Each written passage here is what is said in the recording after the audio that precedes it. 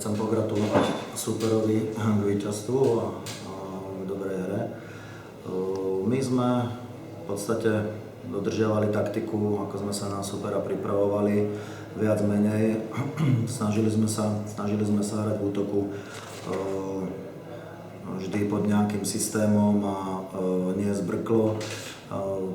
Vždy nám to nevyšlo, spravili sme tam pár chýb. V druhom poločase sme mohli ísť vlastne na rozdiel len jedného gólu.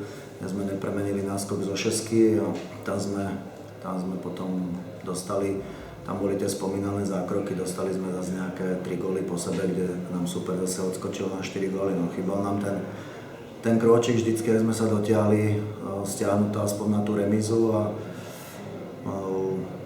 tak by sme videli, hovorím, zase sme nepremenili 27-metrové hody, to bol náš problém aj v Lovci a tiež niektoré šance, ktoré premeniať musíme.